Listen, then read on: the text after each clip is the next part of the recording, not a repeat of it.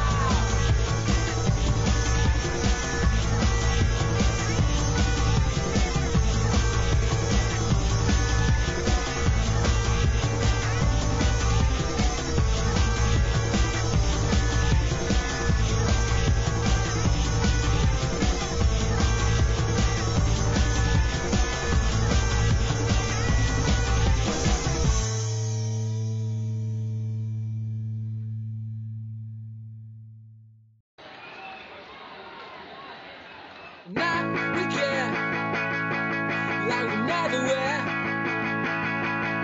And something tell me I'm bound to perfection. I wrote the dice and I read them twice. Something tell me I'm bound to perfection. A 1,000 years and 7 years. Where we go from now, can you tell? I'd like to see like a dynasty. Call it climate change, I call it climate security.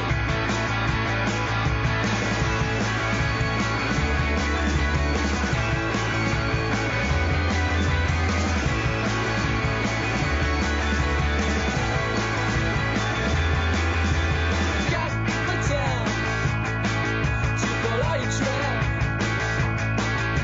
Headed to Greenland if I have to. I like your lips and I like your smile. I hold you in my arms 'cause I love you.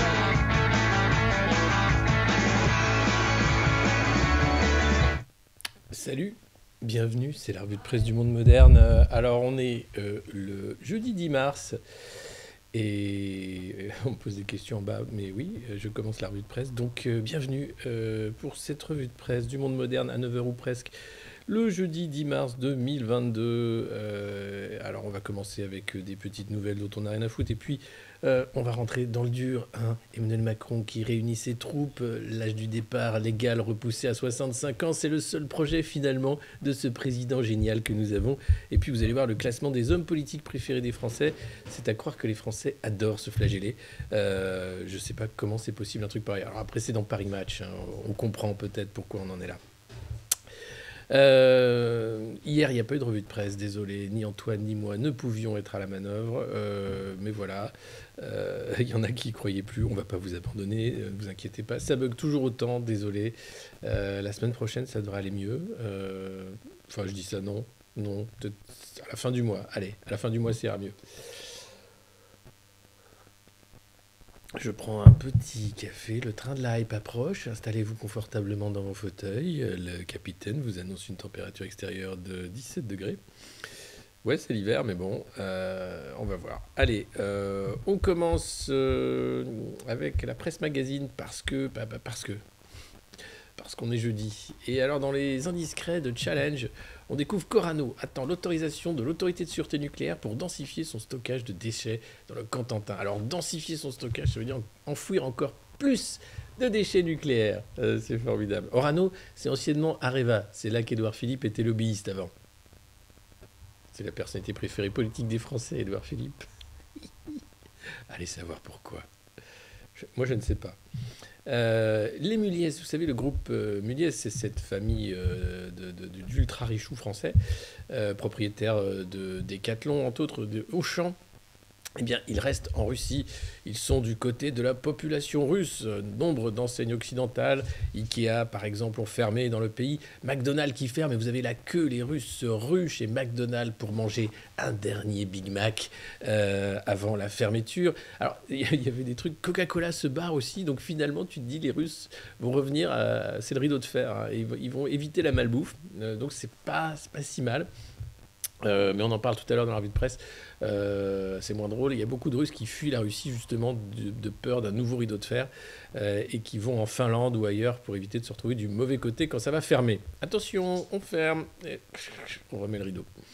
Donc Decathlon reste ouvert, Leroy Merlin reste ouvert, Auchan reste ouvert, voilà, et donc il y a une pression quand même, hein. Notamment vous avez l'association professionnelle des sports et outdoor a demandé au président de Decathlon de fermer ses 60 magasins et de cesser de contribuer à financer une guerre indigne. Alors, je ne sais pas en quoi la tante Quechua va financer une guerre indigne, mais bon, visiblement, les mecs de l'association Camping et Outdoor avaient une idée par rapport à ça. Étonnant. Pour ça nous fait la fiche de campagne. Yannick Jadot fait appel au photographe Jonathan Magnon, auteur des pochettes d'albums de Jay-Z, Dr. Dre, Jay-Z, pardon, je dis Jay-Z comme un vieux, et je dis Rihanna, et je dis aussi, comment il s'appelle l'autre là Merde, je sais même plus, ouais, c'est vous dire. Non, Jay-Z, Dr. Dre, Kendrick Lamar ou NTM. Il faut dire qu'il y a du boulot, hein. Ça, c'est Yannick Jadot. Alors ça, c'est une affiche détournée, mais quand même, quand je suis sur l'autoroute à 120 km/h, je m'emmerde un peu. Ouais, on peut comprendre. Et puis ça, c'est Yannick Jadot qui fait la fête. Avec mes petits bras, je sauve le climat. Vous allez voir, on va non seulement sauver le climat, mais sauver l'Ukraine en arrêtant de se chauffer. Hein, ça, c'est un plan qui fait plaisir à voir. Donc j'attends de voir cette affiche de campagne, ça promet d'être croquignolesque, hein. Parce que là, il y a Valérie qui a sorti son affiche. Et tu la vois dire ces trucs, tu vois. Avec moi, j'ai pas le plaisir de plaire, mais j'ai l'envie de faire. Elle a son petit air, tu sais, de quand elle est contente de sa punchline sur son affiche. Attendez, je vais essayer de la trouver. L'affiche Pécresse. Oui, j'aurais dû préparer. Je sais, j'ai pas préparé. Bordel. C'est où? Alors, actualité, nouvelle affiche.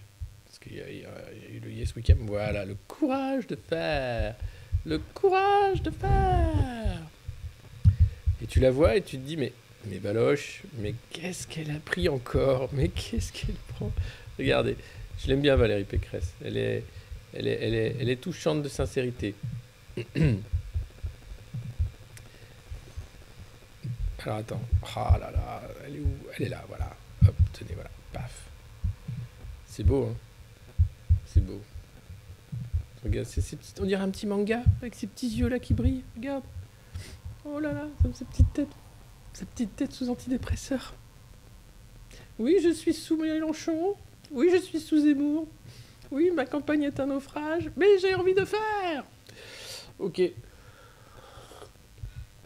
Pardon pour les misophones, hein, le café est trop chaud et voilà. N'hésitez pas à vous abonner, bien sûr, c'est la revue de presse du monde moderne, vous êtes déjà 1000 alors qu'on vient à peine de commencer. N'hésitez pas à partager le lien de cette revue de presse partout. Vous pouvez vous abonner ici via Patreon, via Prime, sur nos réseaux sociaux, YouTube, Amazon, etc. Et puis sur Patreon, bien sûr, où vous pouvez nous financer, devenir même oligarque du monde moderne pour la modique somme de 30 € par mois, avec un sweat à capuche Embedded, le monde moderne, qui vous fera remarquer dans la rue cet été, ou cet hiver, au printemps, peu importe. Voilà, donc cette petite affiche mangaka, trop mignon, avec trop mignonne Valérie, trop mignonne. Bon, on sent que la campagne est finie pour elle, hein, mais elle y va quand même. Il y a un petit truc, tu sais qu'elle y va quand même. Dans la catégorie, on n'en a rien à foutre, Carole Delga prépare la suite. Vous savez pas qui c'est, Carole Delga? Évidemment, c'est la présidente de la région Occitanie et elle viserait bien la place d'Anne Hidalgo.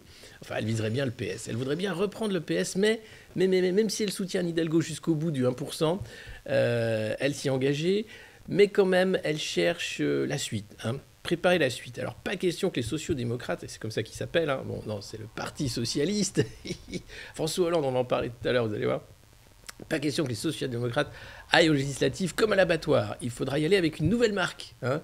Quand tu as un scandale derrière toi, tu changes la marque. Orano, par exemple, Areva Orano, par exemple Macron, La République En Marche, Macron, hop, la Maison Commune, Horizon, machin. Les LR, alors les LR, c'est les champions du changement de marque, hein. C'est de l'UMP aux Républicains, puis alors je ne sais pas ce qu'ils vont s'appeler. Et là, donc, ils vont à une nouvelle marque, sans doute l'Union des progressistes. Voilà. Avec d'autres personnalités, hein, que la maire de Paris, comme Martine Aubry de Lille, Benoît Payan, le maire de Marseille, ou même François Hollande. Faut pas voter Mélenchon, il est inutile, il est dangereux. Il porte un projet dangereux pour la France. Oui. Mon ennemi, c'est la finance. Non, mon ennemi, c'est les ennemis de la finance. Tout ça est compliqué, c'est la synthèse. Donc François Hollande, qui est toujours là, qui pèse, hein, le pouvoir de nuisance du Parti Socialiste sur la gauche française est assez impressionnant. Et donc voilà, Carole Delga qui prépare l'après. Parce que les mecs, en fait, ils veulent pas être tout de suite macronistes, ils attendent un peu de voir. Il faut dire que Macron, maintenant, il est complètement de droite, donc c'est un peu compliqué. Comme les mecs, ils sont un peu de gauche encore parce qu'ils votent contre le Front National, ils se disent non, mais je peux pas encore être de droite. Pas encore. Bon, c'est compliqué pour le PS. Et puis, alors, dans la catégorie, on en a vraiment rien à foutre. Attention, c'est 5 étoiles. Les giscardiens tiennent un colloque orléaniste. Et là, tu te dis, waouh, ça, c'est le métavers français. Parce que tu te dis, il y a encore des giscardiens et ils tiennent un colloque orléaniste. Et oui, les salons parisiens du Cercle France-Amérique accueillent le 16 mars un colloque sur l'héritage intellectuel de Valéry Giscard d'Estaing, avec des conférences sur la tradition orléaniste et son actualité.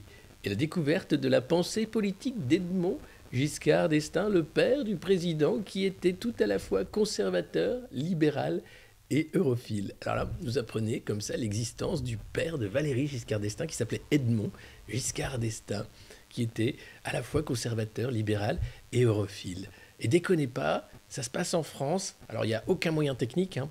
C'est le métavers français. Voilà, c'est 100% bio. C'est des giscardiens qui tiennent un colloque orléaniste. Les mecs, il y a la guerre en Ukraine.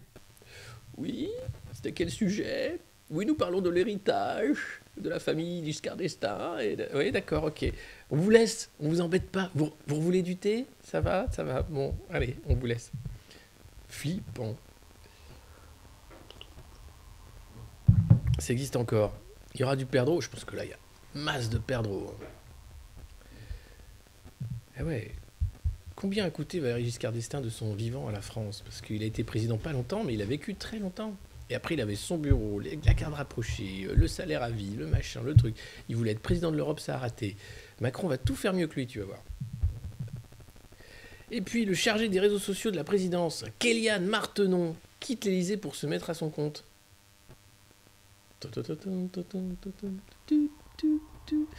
Qu'est-ce qu'il va bien pouvoir faire à son compte? Facturer la campagne d'Emmanuel Macron, peut-être? Je ne sais pas. En tout cas, il quitte l'Élysée. Et il se met à son compte.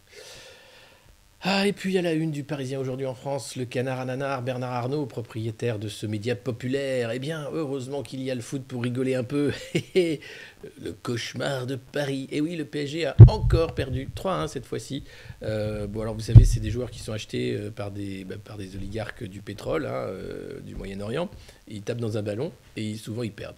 Mais ils sont payés très très cher pour ça, et après ils font la une des journaux, ils gagnent beaucoup d'argent, les gens regardent le truc, ils disent « Oh là là !» Ils soutiennent une équipe alors que bon, c'est plus une équipe, et puis après tout le monde pleure en disant « Comment c'est possible de perdre 3-1 alors qu'ils menaient 1-0 avant la deuxième mi-temps ?» C'est vrai ça, comment? Comment c'est possible ça, enfin le PSG, c'est pas du foot ça. Donc une pensée émue aux fans du PSG, il y en a encore, je sais pas comment ils font.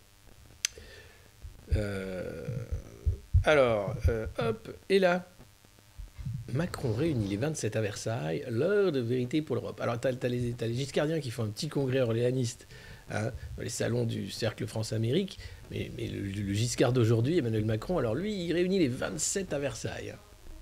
Le mec, il n'y a jamais eu un président qui a fait autant de chouilles à Versailles que lui. Il y avait Sarko qui faisait pas mal de chouilles à la lanterne.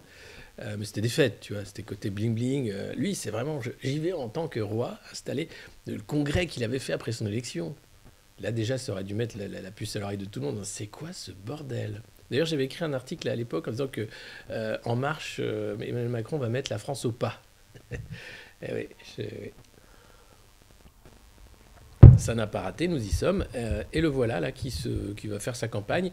Alors, plutôt que de faire des meetings hein, à Poissy avec Carl Olive et le conseil municipal de Poissy, il s'est dit, bon, c'est un peu bouseux tout ça. Hein, des fois, il y a des vrais Français, des fois, ils se lavent pas, tout ça. Là, j'y vais avec mes copains des 27. Ils ont tous des gardes du corps, ils arrivent sur jet privé. Il y a 40 000 CRS tout autour pour éviter qu'on soit attaqué. Alors, je sais pas combien il y a de CRS, mais c'est l'équivalent d'un G7. Hein. Donc, avant d'arriver à Versailles, bon, faut soit être l'homme invisible, soit avoir des super pouvoirs pour voler. Enfin, bref, c'est pas possible. Donc là, il est sûr de ne pas être emmerdé. Il n'y aura pas d'image de « Ouh, casse-toi, ouh !» comme Castex sur les Champs-Élysées. Est-ce que je l'ai encore, Castex sur les Champs-Élysées? Ah non, je l'ai viré. Merde. Ah, quel dommage. Et donc voilà, il va nous faire sa petite campagne avec nos sous, comme d'habitude. Et puis je vous parlais tout à l'heure d'une solution pour aider l'Ukraine. Hein, à 1 degré en moins de chauffage, c'est 10% de gaz russe économisé. Voilà. Donc pour l'effort de guerre, hein, d'abord, vous vous chauffez moins. hein. Ensuite, vous mangez moins. Ensuite, vous travaillez plus. Vous allez voir, c'est très simple, hein, c'est le progrès. Ça s'appelle le progressisme. Et là, tu te dis, il y a quand même des pays qui sont bien dans la merde parce qu'ils dépendent à 83%, par exemple la Lituanie, du gaz russe. Donc 8 degrés en moins, c'est 80% du gaz russe économé. 8 degrés en moins, bon là, tu commences à avoir très froid, hein. Nous, ça va, on s'en fout, on a le nucléaire. Alors vous avez vu que dans le nucléaire, Rosatom va peut-être prendre 20% de participation dans ceux qui font les turbines Arabelle, hein, donc dans le nucléaire français. Alors il y a des sanctions d'un côté, puis de l'autre côté, il y a quand même le business, hein, c'est la réelle politique, ça s'appelle. Et c'est nous qui payons à la fin, puisque l'essence à la pompe, elle est au-delà de 2 euros un peu partout en France. Bon, la Corse s'embrase aussi également, je ne sais pas si vous avez vu, mais alors hier soir c'était la guerre, hein, les mecs avaient pris carrément une pelleteuse pour défoncer une banque du Crédit Mutuel, je crois que c'est au Crédit Agricole, je ne sais plus. Ils ont foutu le feu à la préfecture et au palais de justice. Bon, feu qui a été arrêté dans la nuit. Tout va bien, hein, tout va bien, hein. On n'en parle pas trop dans les JT parce que t'imagines, après, quand même, Macron, c'est le mec qui a réussi à foutre le pays à feu et à sang pendant 5 ans. D'abord la France, hein, avec l'Arc de Triomphe, vous vous rappelez l'épisode Gilets jaunes, merveilleux, avec Macron, on veut ton cul, ou je sais plus ce que c'était le tag qui avait fait le tour du monde grâce au Financial Times qu'il avait mis en une. Ensuite, voilà, la Réunion, maintenant c'est la Corse. Enfin, avec Macron, c'est la pyromanie, c'est-à-dire ça crame de partout. Et là, le mec, non content de dire j'ai bien cramé le pays pendant 5 ans, il arrive, il dit purée, j'aimerais bien être élu pour mettre la retraite à 65 ans. Ah, c'est une super idée ça. Bah oui, parce que j'ai pas pu le faire à cause du Covid. Mais l'Europe, elle veut que je le fasse, alors il faut que je le fasse maintenant. Alors il va le faire. Alors il faut savoir que la retraite à 65 ans, c'est l'INSEE qui en parle le mieux quand même, puisque selon l'INSEE, à l'âge légal actuel du départ à la retraite, 62 ans, 25% des 5% des travailleurs les plus pauvres de France sont déjà morts. Un quart des travailleurs les plus pauvres de France sont déjà morts à l'âge de la retraite. Chez les plus riches, c'est à partir de 80 ans qu'on a un quart des plus riches qui commencent à canner, quoi. Donc tu as un écart quand même. Donc la retraite à 65 ans, c'est pour les riches, hein, c'est pour ceux qui vont vivre encore jusqu'à 80 ans. Et on ne sait pas encore dans quel état. Par contre, si toi, tu es travailleur pauvre, si tu as un travail pénible, alors il ne faut pas parler de pénibilité parce qu'Emmanuel Macron n'aime pas ça, tu sais que tu vas mourir avant d'avoir ta retraite. C'est très très bien fait. Comme ça, le problème des retraites est résolu. Tu as déjà un quart des mecs qui ont droit à la retraite qui ne verront pas la retraite. Ça s'appelle le progressisme, encore une fois, hein. Ne soyez pas bêtes. Non, ne soyez pas bêtes. Et les enfants à la mine, c'est pour le 3e mandat d'Emmanuel Macron. Et Timmy prépare déjà activement ce mandat. Donc voilà, pour ce qui est de se chauffer, ça va être compliqué, hein, chauffage russe. Je sais pas pourquoi j'ai parlé de ça, c'était après en fait. Mais comme je regarde pas mon écran, bon voilà, bref. Puis là, j'ai Albert Bourla qui dit des conneries de l'autre côté, au secours. Il y a un problème de son. Attendez, qu'est-ce que c'est que ce bordel? De toute façon, c'est pendant quelques jours, hein, je vous ai prévenu. Hein, voilà. C'est pour ça que c'est une bonne idée la retraite à 65 ans. Bah oui, ça permet d'éviter les retraites. Voilà, tout simplement, j'ai envie de dire. Hein? Voilà.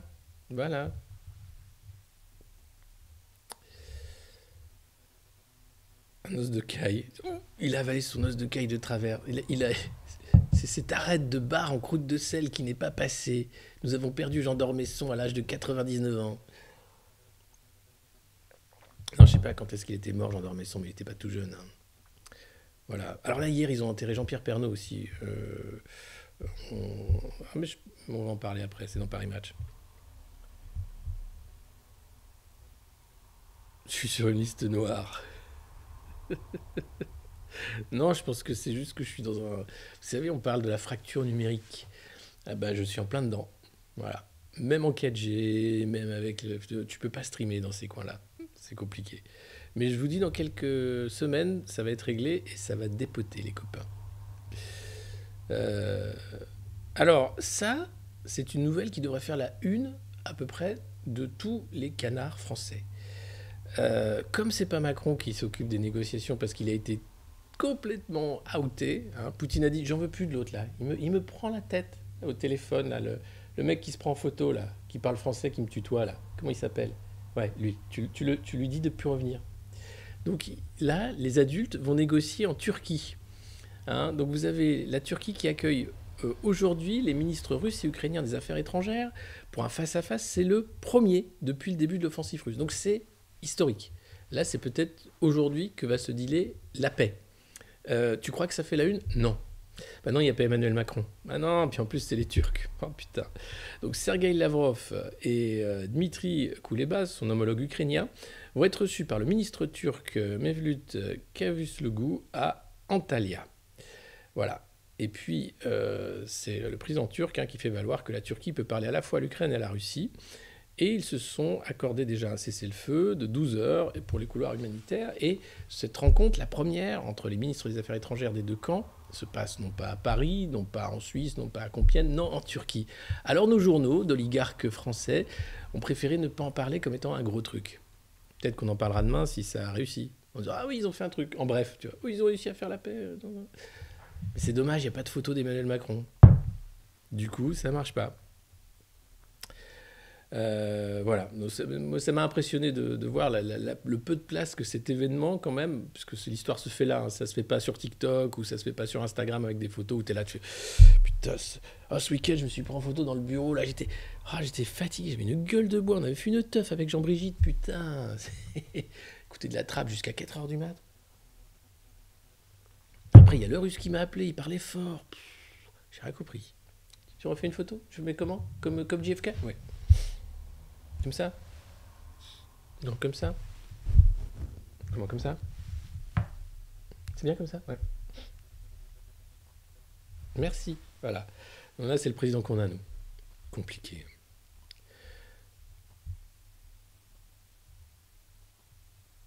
Et oui, Mojo qui nous dit que la retraite, c'est quoi? 66 ans, j'aurais dû partir à 62, mais avec une retraite si faible, je suis obligé de bosser, sinon je peux pas vivre. Et oui, c'est ça. C'est à peu près la réforme des retraites de Macron.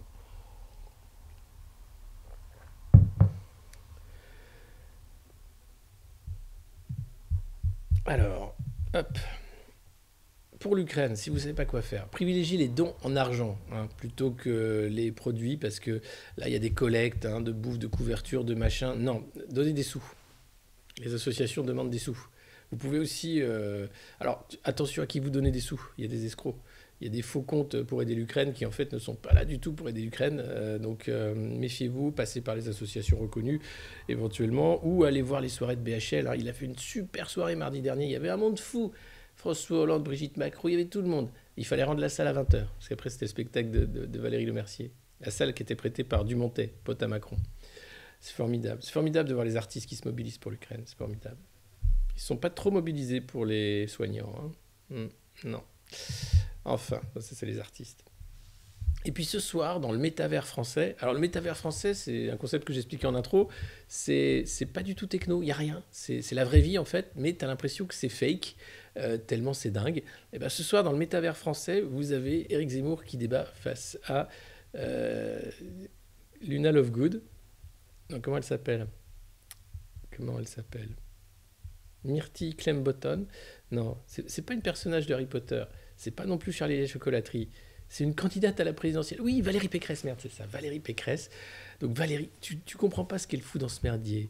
Elle a publié son capital. Bon, elle est millionnaire. Millionnaire avec son mari, ils ont des baraques partout, ils savent plus quoi en faire. Elle est présidente de la région Île-de-France, donc c'est déjà bien, t'es bien. Et là, elle se dit, tiens, je vais faire une campagne pour m'en prendre plein la gueule. Mais pourquoi? Pourquoi, Valérie? Pourquoi? Là, tu sens bien que c'est pas... Alors qu'Éric Zemmour, il kiffe sa vie, il fait sa campagne, c'est un ego trip génial. Il pensait pas pouvoir un jour faire ça, tu vois, c'est génial. Il est très content, il a mis ses lunettes, donc tu vois, hop, polémiste, hop, candidat, hop. Moi, oui, j'aime pas les femmes, de toute façon, les stagiaires, c'est pour faire des pipes et du café, hop, candidat. Moi, je fais la vaisselle, j'adore la liberté des femmes françaises. Voilà, c'est la magie des lunettes. Alors bon, ce soir, le débat va être gratiné. Je pense que ça va être pire que la déroute du PSG pour Valérie Pécresse. Il y a moyen que ce soit compliqué. Sauf si ils partent sur des terres. Enfin, je vais quand même regarder pour rigoler. Je pense qu'il y aura 2-3 extraits marrants. Bon, après, évidemment, c'est... Voilà, campagne... voilà, il y a trop de candidats de droite, en fait, dans cette campagne. Donc, à la fin, même l'électeur de droite, je pense qu'il est paumé. Il se dit, mais qu'est-ce que je... Tiens, je vais peut-être voter Mélenchon, tiens, ce sera rafraîchissant. Et tu vois, des mecs de droite, ils vont voter Mélenchon tellement ils savent plus quoi voter. Ou Poutou. On dirait, ils me font tout chier, tiens, je vote Poutou. avoir des surprises. Oui, Zemmour, il croit à son trip. Oui, oui. Oui, oui. Quelques-uns aussi y croient. Alors, il y croit moyennement parce qu'il prépare quand même d'être député, donc il sait qu'il peut pas gagner, donc il fait son truc. Après, la reconquête, la recomposition de la droite, et ensuite il vise un poste de député dans une circo où vous avez beaucoup, beaucoup de, apparemment, de juifs très, très riches qui seraient prêts à le soutenir. Hein. C'est dans le Canard enchaîné qu'on apprend ça hier. Oui, voilà, t'as des mecs qui donnent du fric à l'Ukraine, mais pour les soignants qui n'ont pas eu un mot. Non, mais alors c'est bien hein, d'aimer son prochain, tout ça, mais il faut aimer son prochain proche aussi. Il faut pas oublier ceux qui parlent notre langue, ceux qui habitent dans notre pays, hein, les 10 millions de pauvres, hein, les étudiants qui faisaient la queue aux banques alimentaires, les soignants qui ont été privés de leur job par Emmanuel Macron, les gens qui l'emmerdent jusqu'au bout parce qu'ils veulent pas se faire injecter un truc Pfizer. Tout ça ont été totalement oubliés. Puis alors là, vous avez Berléand, par exemple. Alors Berléand, lui, c'est le truc chimiquement pur de boomer macroniste. Hein. Et à la fin de sa pièce, il est arrivé avec un drapeau ukrainien. Ah, il a vraiment le sentiment d'être dans le camp du bien. C'est à vomir. Ah, il faut que je fasse Nicolas. Ah bah écoutez, je ferai Nicolas tout à l'heure, puisque l'actualité est assez tragique. Bon, j'étais avec Brigitte hier. Bon, Carla n'a pas pu venir, elle faisait des recettes sur TikTok. Une petite recette de calzone, une petite pizza sicilienne. Magnifique. Donc j'étais avec Brigitte aux obsèques de mon ami Jean-Pierre Pernaut. C'était un moment intense. C'était un moment fort qui permet aussi de rassembler la nation autour d'un homme qui représentait quand même quelqu'un qui était proche des gens comme moi. Voilà. Donc on en parle tout à l'heure. Très bonne question, laquelle? Liberté. Ouais, c'est ça, non mais bien sûr.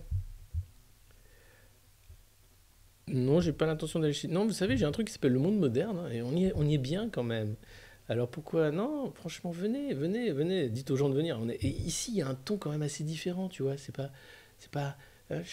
chaque composant de cette recomposition médiatique aussi, parce qu'on parle de recomposition de la droite, de la gauche, etc. Mais ce qui se passe aussi avec la censure de RT, avec la faillite des médias d'oligarques qui commencent vraiment à être en roue libre version propagande, c'est une recomposition médiatique. Donc on peut, ici au monde moderne, avec notre petite pierre, arriver à faire quelque chose. Je compte sur vous hein, pour le bouche-à-oreille, pour les abonnements, pour continuer à faire la promo de cette revue de presse quotidienne et des autres formats qu'on a également sur le site. Donc n'hésitez pas, allez-y. J'ai besoin de vous. Et quand il y aura du réseau, vous verrez, là je pense qu'on est à 2000 tous les matins, voire plus. C'est l'objectif de cette alors oui, la campagne, ouais, elle va être bientôt finie, mais peut-être après la campagne. Pendant la campagne, je ne sais pas. Eh ouais. Oui, RT conteste absolument. RT France a contesté devant la Cour de justice européenne. Tous les recours sont nécessaires. Bon, on n'est pas dupes, hein, ça va pas aller très loin. Mais la chaîne se bat avec ses avocats. J'ai pas dit que c'était pas gagné. Ah, Carla était là? Ah, je l'ai pas vue. Ah bon? Bah, pourtant, je n'avais dû que par Brigitte. Bon, faut dire qu'avec Brigitte, on doit se mettre d'accord sur mon procès. Avec Mimi Marchand, on est en train d'organiser un truc pour que je dise que je soutiens Manu, que lui va me soutenir aussi, mais que ça se voit pas trop. Notamment le fait que j'ai pris 3 millions d'oligarques russes. Bon, ça c'est normal, c'était avant la guerre. Hein. Voilà. Donc n'hésitez pas, bien sûr, à faire la promo de cette revue de presse. Et puis ce soir, le métavers, hein, si vous voulez, le métavers français. Et alors, ça m'a bien fait rire. Hier, Emmanuel Macron rassemblait ses troupes à Bercy, dans un salon de Bercy, pas un gros meeting, un petit truc intimiste. Hein. Et là, c'était un avertissement, parce qu'Emmanuel Macron, il a les vrais sondages. Et là, il dit non, devant les parlementaires, il a exhorté ses troupes à éviter l'excès de confiance. Parce que tous les sondages, il est à 30%, il est à 51%. Et puis Macron a les vrais sondages. Bon, il est à 12%. Il dit, non, les gars. Ça, c'est pour déconner. Hein. C'est pour que les cons, là, ils pensent que j'ai déjà gagné. Mais j'ai pas gagné. Alors, démerdez-vous, mais allez chercher tout le monde, faut qu'on gagne. Hein. Croyez pas que j'ai gagné, c'est faux, là, c'est pour les cons. Tu sens que le mec, quand même, il a les vrais chiffres. Donc, alors, vous allez voir, c'était quand même un meeting assez impressionnant. Non, mais je dis des conneries, ça c'est pour la blague. Mais quand même, tu sens que le mec, il est pas serein. Il est pas serein. Hein, il y a les comptes des jeunes avec Zemmour qui ont été censurés par Twitter. Il censure les chaînes étrangères. Alors c'est la guerre, vous allez me dire. Bon, il a tous les médias qui font sa propagande, mais même avec ça, tu sens que le mec est pas serein. Tu te dis, mais il y a un truc. Attends. Et oui, des courbes sondagières qui s'envolent, des oppositions qui peinent à imprimer. Une élection jouée d'avance? Voilà le piège qui guette Emmanuel Macron et ses troupes à pile un mois du premier tour. Face au risque d'excès de confiance, le président candidat a tiré la sonnette d'alarme devant les 300 parlementaires de la majorité rassemblés hier soir dans une salle de séminaire à la Maison de l'Aveyron à Paris, 12e. Ah, c'était pas à Bercy, c'était à la Maison de l'Aveyron, pardon. Un discours ramassé, pas plus de 20 minutes, ah, c'est inédit. Hein. D'habitude, t'en as tartine de 3 heures, pour rappeler l'importance de mobiliser les Français et s'éviter une potentielle réélection au rabais. Ah oui. Parce qu'évidemment, il va être mal élu, parce qu'il est mal aimé, hein, mais il va quand même gagner, parce que bon, tout est fait pour qu'il gagne. Et après, il va nous taper sur la gueule et nous flinguer tous les droits sociaux en disant bah, « vous m'avez élu pour ça !» Et tu fais « pas moi, non, t'es pas moi, non, toi je te blaire pas en fait, t'es pas mon président. » Mais si, mais si, je suis votre président. Surtout toi que je vais emmerder jusqu'au bout. Remets ton masque. T'as ton passe? Ah ben voilà. Nous n'avons pas le droit d'être les installés, les assis. Les semaines qui arrivent seront décisives. La pire des choses serait qu'une forme d'incertitude et d'arrogance s'installe. La pire des choses serait qu'une forme d'incertitude et d'arrogance s'installe. Oui. Parce que là, il joue la carte de l'humilité. Le mec te chie à la gueule pendant 5 ans, te traite de tous les noms. Là, il est humble. On peut vous appeler candidat? Oui, vous pouvez m'appeler candidat. Oui. Putain. Donc, voilà. Dans un décor sobre, micro en main et devant un pupitre blanc, il le sait. Une étape après l'autre. Ne jamais parler de la deuxième tant que la première n'est pas jouée, enchaîne-t-il. Ce soir, nous avons tout à perdre. Surtout le pouvoir. Voire même la liberté. Si jamais il y a des procès, tout ça, ouais, vous avez beaucoup à perdre, c'est vrai. Car tout autour de vous, vous pouvez voir des gens qui préféreront aller à la pêche. La démobilisation est un risque. Soyez des combattants de la première heure jusqu'à la dernière seconde. Face à lui, les députés, les sénateurs et les eurodéputés prennent des notes sur leur smartphone ou font des photos. Dans l'assistance, Jean Castex, Édouard Philippe, le chef de file des députés LaREM, Christophe Castaner, le patron du Modem, François Bayrou, écoute religieusement. Il y a même le transfuge LR Éric Woerth.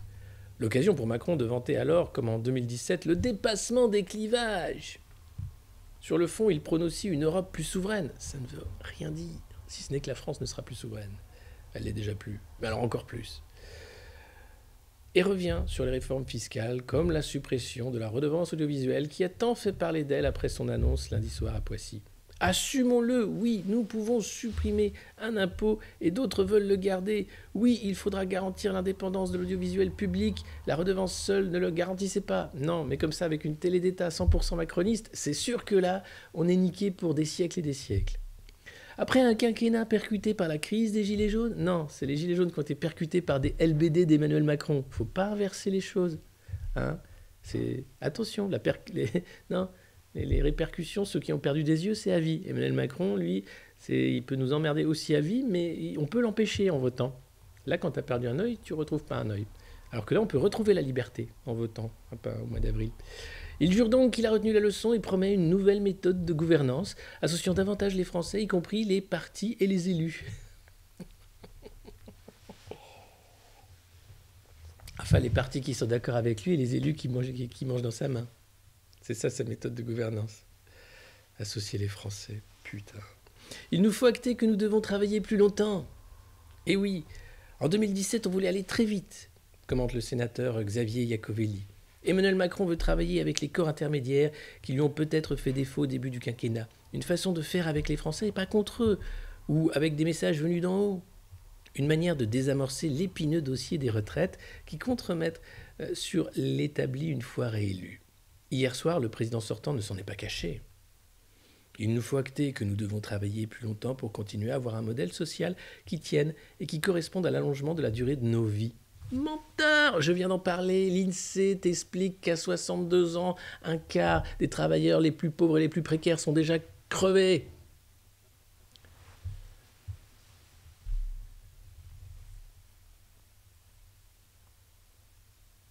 Qu'est-ce qu'il y a d'autre encore?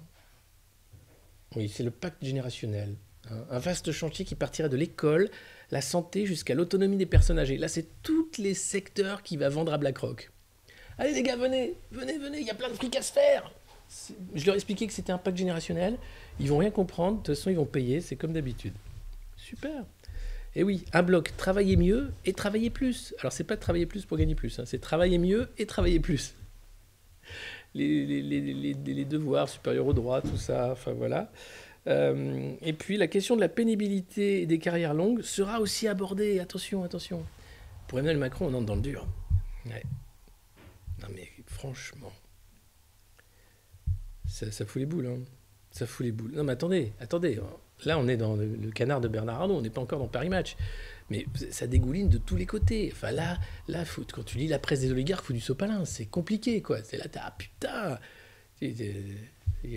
Maman est rentrée dans ma chambre. Qu'est-ce que tu fais? Je lis le Parisien. Ah, voilà. C'est affreux. Range-moi ça. Cache ça sous ton lit. Parce que moi, à mon époque, il n'y avait pas Internet. Alors, pour regarder du porno, il fallait acheter des magazines. Et comme tu n'avais pas là, genre, tu avais un mec dans la classe qui les achetait, qui les filait à tout le monde. Après, il fallait les refiler, les planquer, les pages collées. Enfin, c'était affreux. Ça, c'est une autre époque, hein. C'est une autre époque. Il y en a plein qui connaissent, mais les jeunes, là, non. Il n'y avait pas tout ça. Mais là, tu lis le Parisien, tu as les pages qui collent, hein, c'est pareil. Ça me rappelle le bon vieux temps. Si les labos américains en Ukraine, on en parle, bien sûr. C'est même la secrétaire américaine qui en parle en disant non, il ne faut pas que les Russes mettent la main dessus, parce qu'il y avait quand même il y avait des études importantes pour la santé des populations. Oui.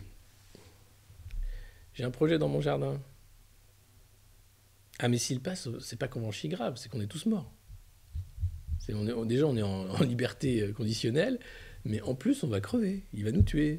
Alors, après, faut pas prendre ça au sérieux, hein, mais non, faut. C'est chaud, quoi. Le moment nostalgie. Je vous tous nostalgiques. Ah, mais oui, putain, les pages qui collent. Bah là, bah, le Parisien, c'est pareil. Dans les buissons aussi, ouais. Ça y est, ils sont tous repartis. Ah, merci Lolo du 13, vous faites marrer. Le fils Biden, oui, j'en ai parlé aussi avec Burisma, bien sûr, il touchait 70 000 $ par mois d'une firme de gaz ukrainienne pour la corruption, tout simplement. Non, parce qu'il était au board, que c'était super important, il s'achetait un peu les démocrates. Et c'est plutôt les démocrates qui ont pas mal mouillé dans l'affaire ukrainienne. Donc voilà, Macron avertit son camp. Et puis, je sais que ça vous manque. Le petit coton-tige là, de narine. Vous dites, ah, mais c'est fini. Ça aussi, ça va vous manquer, ça. Bientôt, on met plus ça. Qu'est-ce qu'on va devenir? Eh bien, alors, rassurez-vous, parce que figurez-vous que c'est pas fini. Le Covid n'est pas fini. Et non. Non. Alors la grippe revient déjà. Il y a une carte là qui a été publiée par l'adresse où il y a plein de régions de France où la grippe revient. Mais c'est la grippe. Mais là, il y a le Covid qui continue.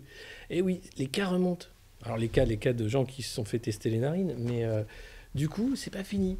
Du coup, on va avoir... Tu pensais que la guerre en Ukraine avait débranché le Covid. Non. La guerre en Ukraine a un peu enterré le Covid, parce que ça va. Mais le Covid est toujours là. Et le pass sanitaire n'est que levé. Enfin, vaccinal, je sais pas. Moi, je table sur un retour en juillet, août, septembre. Septembre, la rentrée va être catastrophique, surtout si Macron repasse, avec 4e dose, machin. Les Écossais parlent déjà de la 4e dose. Albert Bourla, le patron de Pfizer, parle déjà de la 4e dose. Ils sont en train déjà de déposer une étude à la FDA pour dire actually, we think that the first dose was not responsible enough, but we got the first dose now, the fourth, the fifth, and now it's pretty sure that the vaccine is 100% effective. 100%. Vous savez, c'est Albert Bourla. C'est le vétérinaire grec qui est patron de Pfizer. Bon, voilà. Donc c'est pas fini. Vous allez pouvoir vous faire tester le naso encore. Et vous faire vacciner. Et puis, c'était pas dans les JT, mais ça commence à arriver dans la presse. L'île de Beauté est quand même en ébullition. Alors, le Parisien titre « La tentative d'assassinat contre Colonna révèle la violence nationaliste en Corse ». C'est pas la violence que ça réveille, c'est juste que les nationalistes en ont marre d'être pris pour des cons par l'État français.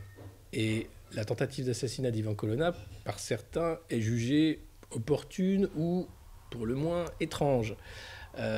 Puisque dans la prison où il était, les vidéos montrent qu'il n'y a pas eu de mots échangés, que le mec lui est sauté dessus. Et bon, il n'est pas mort, il est entre la vie et la mort, il est quand même très amoché par le djihadiste qui lui a fait cette agression.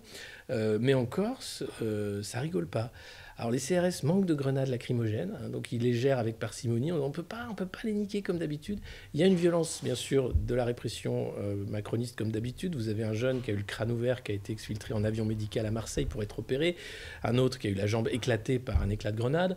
Donc la violence est d'un niveau extraordinaire. Il y a des images de Bastia hier et d'Ajaccio avec la préfecture en feu, avec l'hôtel de police, le palais de justice assiégé, la banque défoncée par un engin de chantier.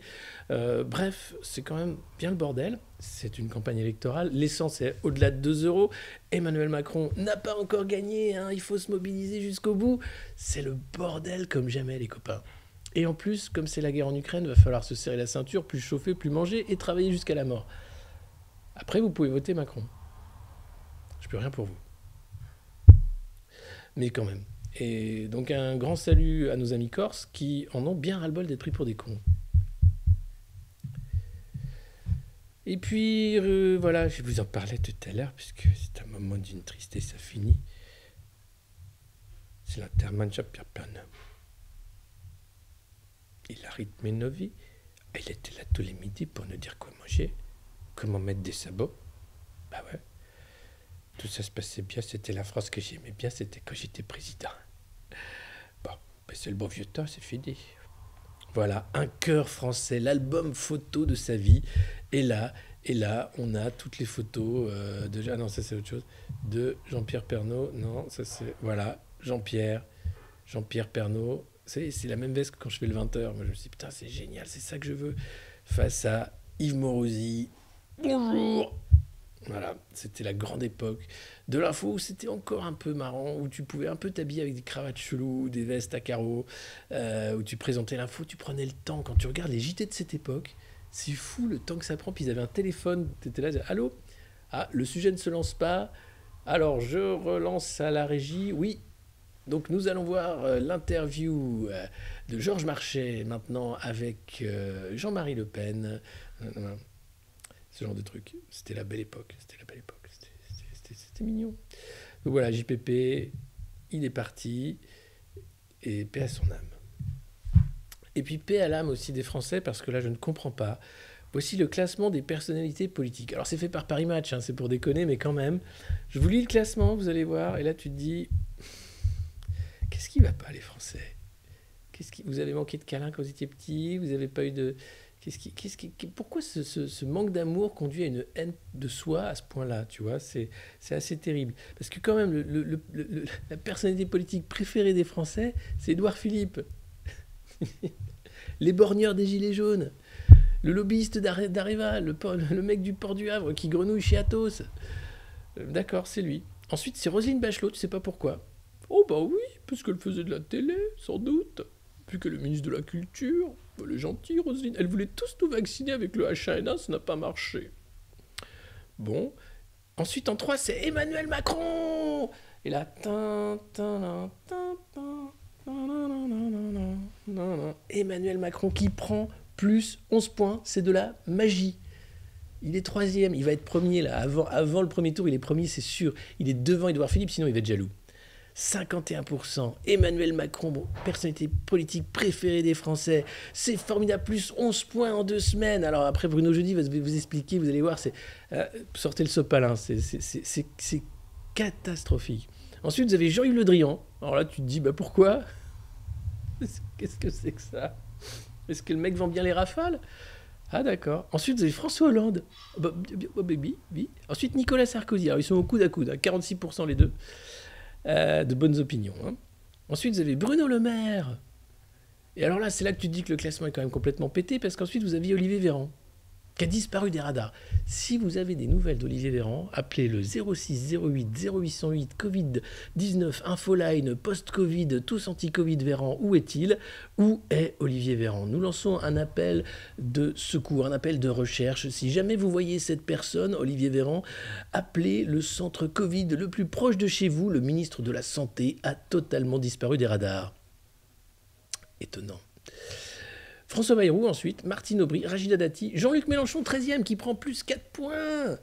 Et oui, le candidat des Insoumis remonte à la 13e place et s'installe comme la première personnalité d'opposition en activité. Et oui, c'est l'opposant numéro 1. Mais enfin, après tu te dis quand même il est au coude à coude hein, avec Gabriel Attal, Michel Barnier et Jean-Michel Blanquer. C'est quoi ce putain de classement, putain? Ensuite, vous avez Gérard Larcher. Moi, je le mets en 1, mais tout de suite, Gérard. Gérard, c'est mon préféré, je vous l'ai toujours dit. C'est quand même, avec Gérard, c'est autre chose. On est dans autre chose. Vous reprenez bien du perdreau. Oui, je suis. Les Français m'adorent. Les Français m'aiment bien. Moins qu'Edouard Philippe, ceci dit. Mange un peu, Edouard. Ouais, faut prendre des forces pour la campagne. Xavier Bertrand, ensuite. Laurent Wauquiez. Christiane Taubira, elle est toujours là. Bon, elle perd. Marine Le Pen, ensuite, 35. Ségolène Royal, Gérald Darmanin, Éric Dupond-Moretti, Valérie Pécresse, Éric Ciotti, Fabien Roussel, Marlène Schiappa, Hervé Morin. Enfin bref, le classement est dingue. Ce classement est dingue. Et là, tu te dis, mais qu'est-ce qu'on a fait, oh mon Dieu?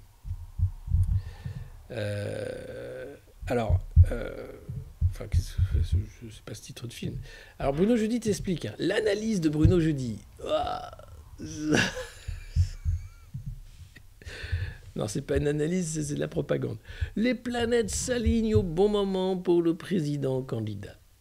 Avec un bond de 11 points, Emmanuel Macron redevient majoritairement populaire dans le cœur des Français. 51% d'entre eux en ont une bonne opinion. Il grimpe à la 3e place de ce palmarès derrière Édouard Philippe et Roselyne Bachelot, juste devant son Premier ministre Jean Castex. Et le patron du Quai d'Orsay, Jean-Yves Le Drian. Pas étonnant de voir figurer en haut du classement les 3 personnalités clés de l'exécutif en cette période de crise. C'est la 2e fois depuis le début de son mandat que le chef de l'État bondit de 11 points. En avril 2020, au moment du confinement, il avait profité du même réflexe légitimiste. L'effet Ukraine joue donc à plein en faveur du président.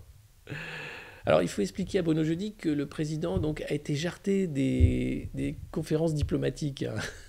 C'est les Turcs maintenant et les Israéliens qui gèrent la paix en Ukraine. Poutine, il a cru à un moment, il a dit « Bon, qu'est-ce que tu veux? Toi, tu me garantis de l'achat de gaz? Ok. Bon. » Et l'autre a fait « Non, mais attends, faut que je fasse une vidéo pour TikTok. Attends, bouge pas. Ah, casse-toi. » Donc là, Bruno Jeudi, il n'explique pas. C'est marrant. Hein. Les médias vous expliquent pas quand même qu'il s'est planté, que c'est un fiasco. Hein. Voilà, l'épisode diplomatique ukrainien est un fiasco, puisque c'est les Turcs et les Israéliens qui sont maintenant à la manœuvre. Mais c'est pas grave. Lui, il reçoit tous les Européens à Versailles pour dire comment on fait pour maintenant se chauffer moins.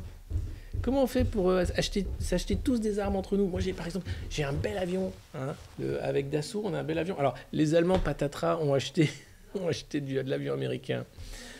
Eh oui, ils ont autre chose à foutre que bosser avec les Européens, les Allemands. Hein. Donc, pour revenir au classement quand même, le réflexe légitimiste, hein, voilà. Les Français se serrent les coudes. Bruno, qu'est-ce que c'est bien écrit, Bruno, putain! On retrouve d'ailleurs cet effet Union nationale dans le sondage quotidien réalisé par l'IFOP pour Paris Match. Le candidat Macron a gagné 4 points en une semaine! Putain! Les mecs, ils sont dans un état. Calme-toi, putain, prends du Tronxène. C'est dingue. Voilà. Bruno Jeudi dans Paris Match, c'est quand même une prose particulière. Alors le mec, il est payé à cirer les pompes avec sa plume, tu vois. Il y en a qui cirent la pompe avec la langue, qui lèche, tu vois. Non, lui, c'est sa plume est là pour cirer la pompe du président, le meilleur président que la France ait jamais connu, c'est Bruno Jeudi. Il est merveilleux, c'est dans Paris Match. Je parle comme Stéphane Bern quand je lis du Bruno Jeudi parce que je pense que c'est quelque chose de l'ordre du barde, de l'orateur qui écrit la geste du roi Macron pour les siècles à venir, que les jeunes enfants de France se rappellent un jour ce grand président qui a été si héroïque au moment où le monde risquait l'holocauste nucléaire, et qu'il faisait des selfies dans son bureau ovale. Ah non, c'est à l'Élysée, c'est pas le bureau ovale, pardon, mais c'est tout comme. Brigitte, est-ce qu'on pourrait faire un bureau ovale et mettre un drapeau américain derrière moi, comme ça ferait plus Kennedy. Mais non, écoute Emmanuel, Écoute Emmanuel, on peut pas faire des photos comme ça. Ça va se voir après que tu fais tout comme du Jeff Kennedy. Et puis je voudrais pas que tu te prennes une balle dans la tête, ça va saloper la moquette. Ah oui, d'accord. Bon, bah alors on garde les vieilles moulures là. Mais on peut pas mettre un tableau tout dégueulasse? Un truc moderne? Oui, on va faire. Ok, on va faire ça, Manu. Place à la sobriété avec 51% des bonnes opinions. Le candidat s'autorise à parler d'un ton humble, comme si rien n'était joué. Alors c'est le côté quand Macron joue le mec humble.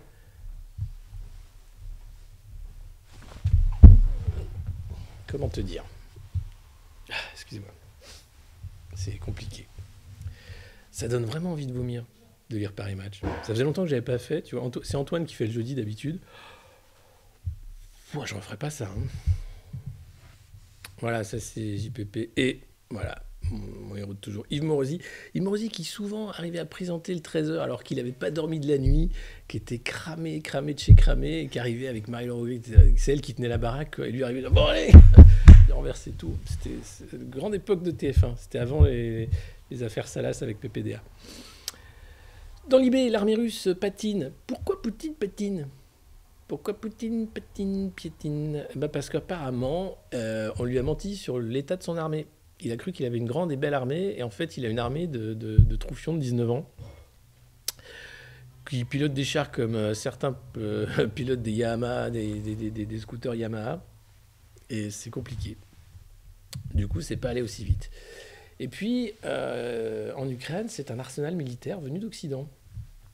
La France envoie des gilets pare-balles et des missiles anti-chars. Alors, Alexis Corbière, hier, a été accusé par toute l'opposition de gauche, surtout l'opposition de gauche, d'avoir dévoilé des secrets défense, parce qu'il expliquait ce que la France envoyait en Ukraine. Il se trouve que ce n'était pas du tout sous le sceau du secret défense, qu'il avait eu un briefing en tant que député avec d'autres députés à l'Assemblée nationale, et que ces informations n'étaient pas confidentielles, qu'elles étaient dans la presse, et que donc il a simplement dit ce qui était public. Mais t'as des mecs qui étaient là, notamment le grand Roussel, je crois, qui était, il a dit des secrets défense, il a dit qu'on mangeait de l'échalote avec de l'entrecôte à midi. Non, raté. Et puis avec l'embargo américain, la situation se corse pour les sociétés françaises. Pardon. Alors, si vous n'avez pas encore compris que cette guerre en Ukraine ne sert que les intérêts américains, là encore, c'est comme si vous votez Macron, je ne peux rien pour vous. Mais là, les Américains en profitent vraiment beaucoup. Alors, il y a déjà les sanctions contre les Russes, mais maintenant, il y a les sanctions contre les entreprises qui travailleraient encore avec les Russes. Vous avez encore des sanctions contre les sanctions des sanctions. Enfin, l'idée, c'est que les Américains puissent écouler leur gaz de schiste en Europe. Alors, c'est super écolo, c'est des gros bateaux avec du gaz liquéfié, le procédé est totalement anti-écolo, ça arrive à Hambourg, ensuite, il faut vraiment comme ça fermer Nord Stream 2, c'est ce qu'ils voulaient depuis le début. L'ambassadeur américain avait prévenu en se barrant d'Allemagne, si vous travaillez avec Nord Stream 2, vous allez voir ce que vous allez voir. Et hop. Et puis ça permet aussi d'effacer les traces de corruption avec le fils Biden en Ukraine, tout ça. Bon bref. Donc voilà. Et là, avec l'embargo américain, même pour les Français, notamment Total, qui continue de travailler avec les Russes, notamment le groupe Auchan et plein d'autres, ça va devenir très compliqué. Donc l'idée, c'est de vraiment devenir totalement vassal des États-Unis d'Amérique qui veulent reprendre la main pour faire la guerre à la Chine après. Après, ça sera la vraie grosse guerre. Et là, je vous conseille de... Moi, j'ai pas de conseils en fait. Après, il n'y aura plus Internet, il n'y aura plus rien. Normalement, il y aura un blackout mondial, on mangera des insectes. Vous allez voir à la fin d'ailleurs une start-up qui vend des croquettes en insectes qui a levé 3 millions d'euros, donc ça marche bien. Bon, puis là, ce sera trop tard pour pleurer. Donc voilà. Il faut encore qu'ils mettent Nicolas Sarkozy. Que je boive un coup. Avec Biden, ça gaze. Bah oui, il pétait en face de Camilla Parker Bowles.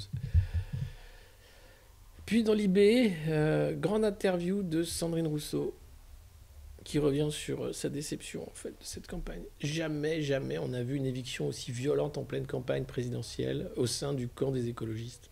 Jadot là, mais tège, sans ménagement, parce qu'elle a dit qu'il faisait n'importe quoi. Alors il s'en fout Yannick parce que il va faire une affiche avec le photographe de NTM. Donc voilà. Donc c'est la fête chez les écolos. Donc vous pouvez lire l'interview de Sandrine Rousseau. Elle dit un peu ce qu'elle a sur le cœur. Je vais juste vous lire un petit passage quand même. Petit, hein, parce que bon, c'est la guerre en Ukraine quand même, faut pas déconner. Et puis il y a Macron qui reçoit tous les leaders européens. Alors, à qui profite le crime, lui pose-t-on? À qui? Eh bien, elle ne sait pas. Je ne sais pas. Avez-vous le sentiment que l'équipe de campagne de Yannick Jadot a fini par faire ce qu'elle voulait depuis un moment? Je pense, oui. Il voulait la virer depuis longtemps. Regrettez-vous vos propos? Non. Je pense toujours, oui, qu'il y a un problème de concertation et de stratégie politique, mais peut-être qu'on s'apercevra le 10 avril que j'ai eu tort. Quel est le problème? Il y a une volonté de discipline plus que de débat. En ce qui me concerne, c'est compliqué. J'ai une parole libre qui faisait ma force et a permis à l'électorat ayant voté pour moi à la primaire de rester. Il faudrait aussi poser le mot gauche dans le débat. C'est pas assez fait? Silence. Ah non, Yannick Jadot, c'est un macroniste. Le mec, il est derrière à fond, là, il veut la guerre en Ukraine. Enfin, ça y est, c'est mort. Hein. Le LV, là, franchement, ça va être chaud pour vous. Vous dites que vous vouliez du débat, mais vous vouliez débattre de quoi? Mais des positions. Il y a quand même un tournant avec la guerre en Ukraine. Personne n'a été consulté sur le premier communiqué de presse qui plaide pour la livraison d'armes. En tout cas, pas moi. Je peux l'entendre, si c'est issu d'une concertation. Mais là...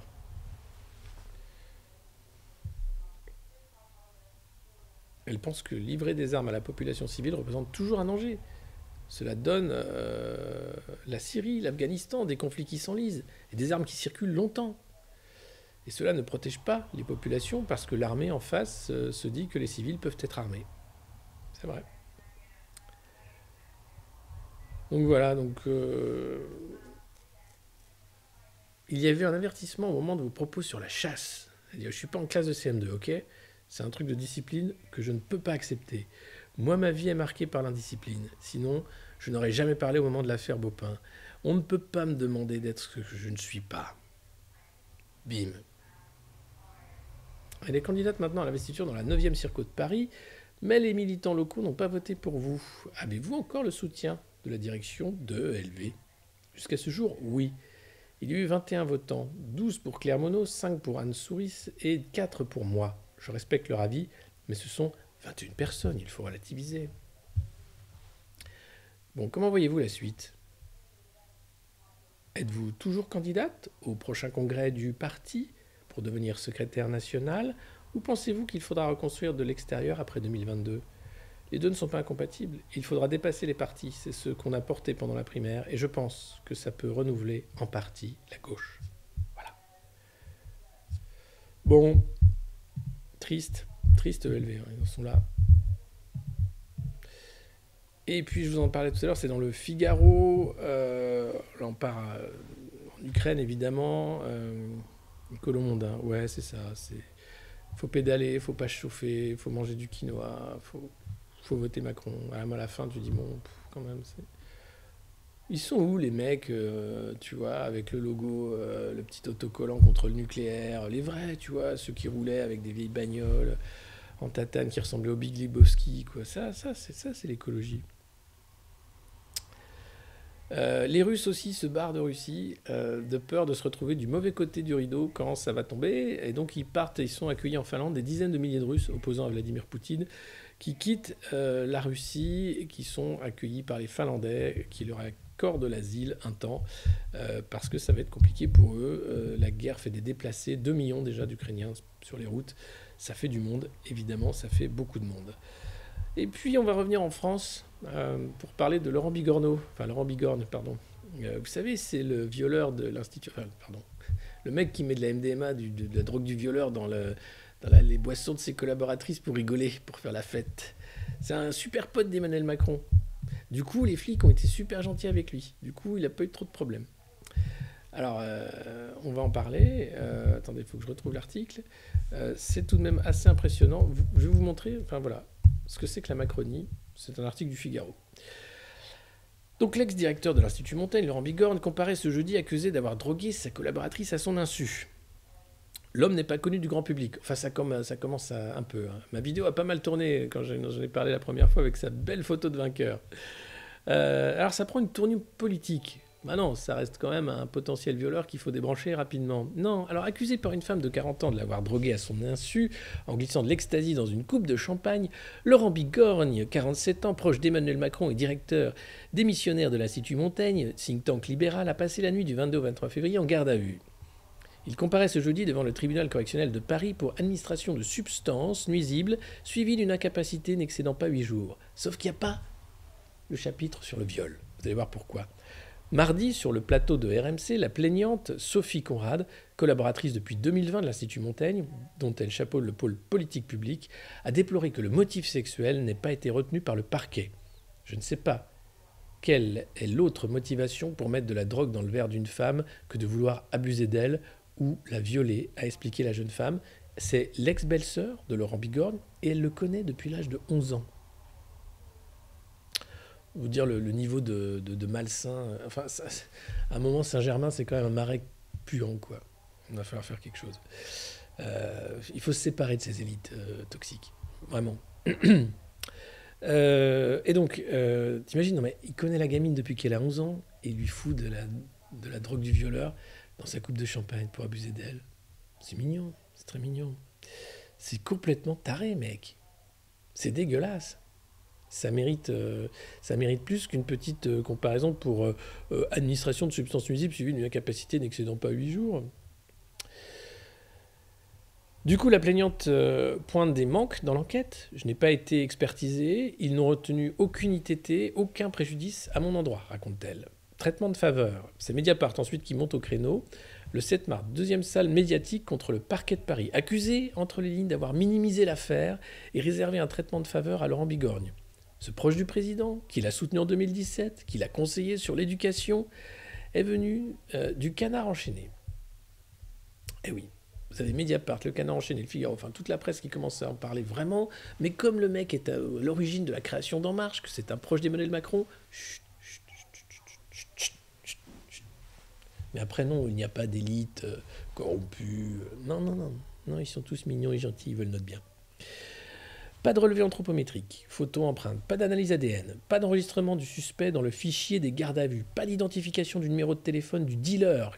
Parce que le mec, non seulement commandait de l'ecstasy, mais aussi un peu de coke pour sa consommation personnelle. Et dans le Canard, on apprend aussi... Alors, les mecs n'ont même pas cherché à savoir quel était le dealer du Gotha mondain. Parce que le mec, évidemment, s'il fournit Laurent Bigorgne, il fournit quand même pas mal de mecs issus à peu près de la même classe sociale à Saint-Germain, autour des cercles du pouvoir.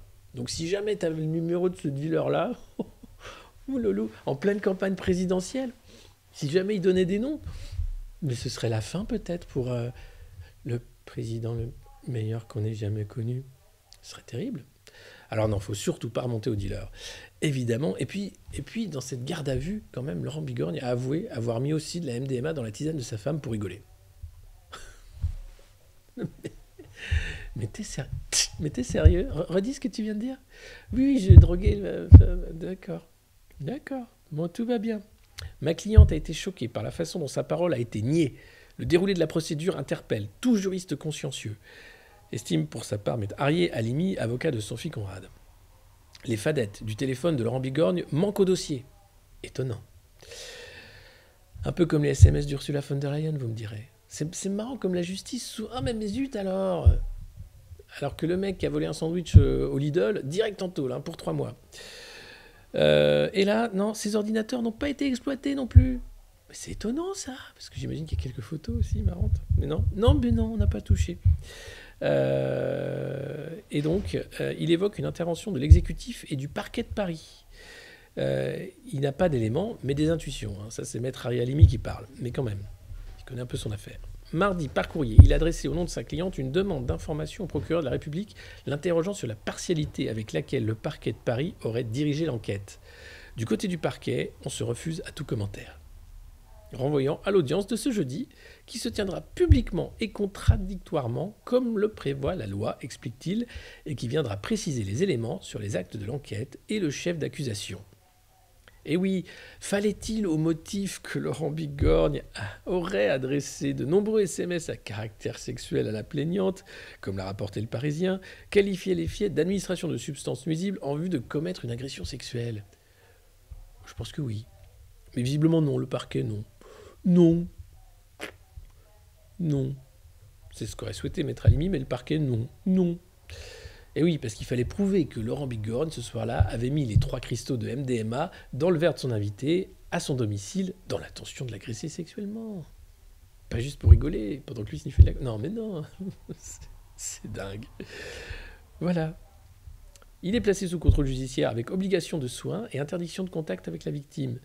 Ses avocats, Sébastien Chapira et Jean Veil, ont expliqué que leurs clients réservaient des explications au tribunal. Différentes décisions pourraient être rendues, condamner ou relaxer Laurent Bigorgne, ordonner un complément d'information, confier au juge d'instruction l'ouverture d'une information judiciaire, comme le demande la défense de Sophie Conrad, ou renvoyer l'affaire. Juste, les gars, c'est quoi le 06 du dealer? Vous pouvez me le trouver?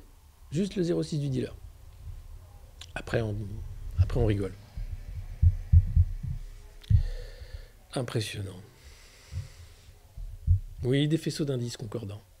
Mais en fait, il y a quand même une preuve, c'est le 06 du dealer, qui doit fournir, comme je vous l'ai dit, pas mal de monde.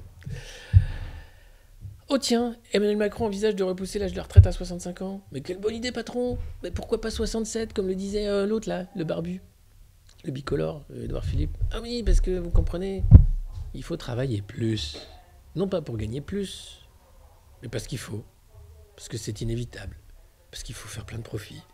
Parce qu'avec les progrès de productivité, de compétitivité, l'argent magique créé de partout, en vrai, on devrait travailler 3 jours par semaine, ça devrait suffire à nourrir toute la planète.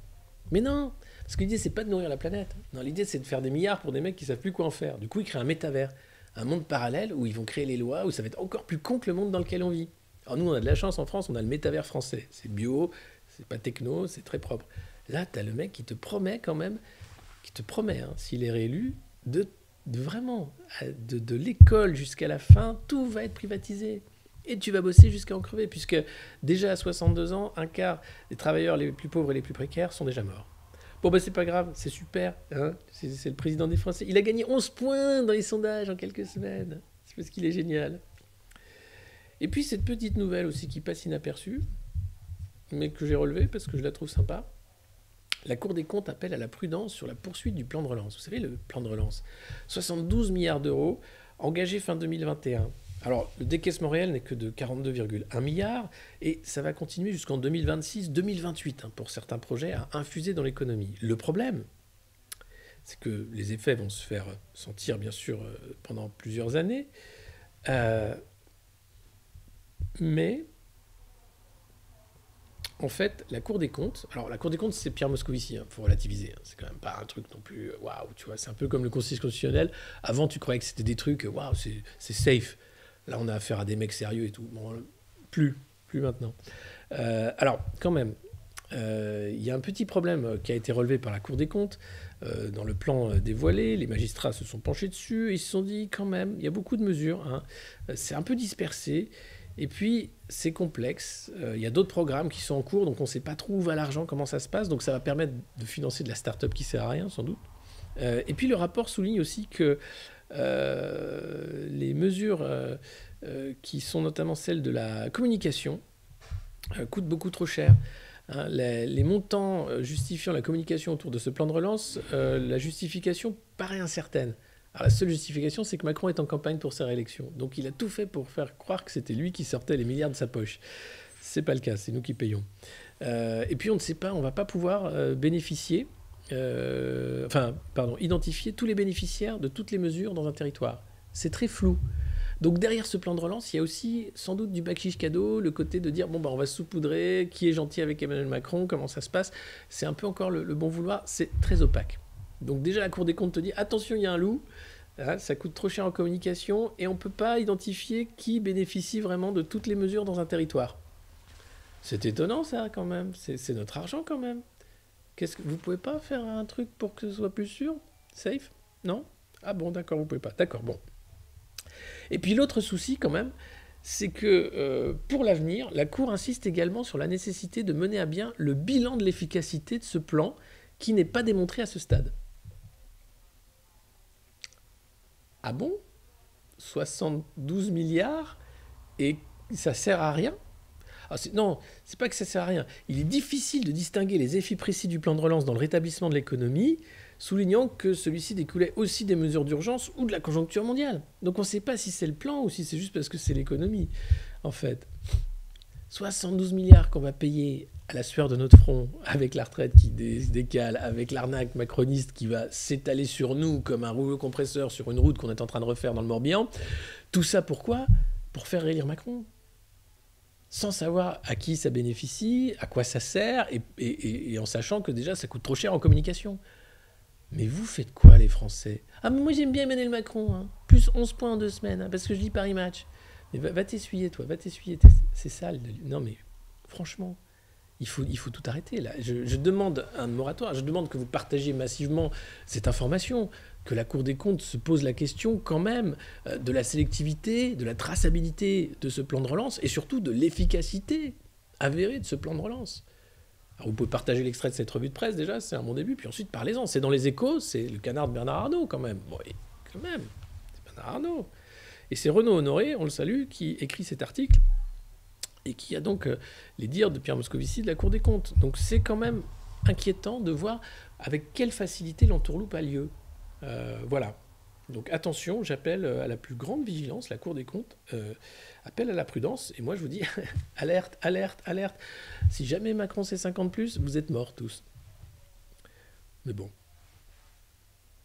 Les bruits du micro, pardon, mais c'est quoi les bruits du micro?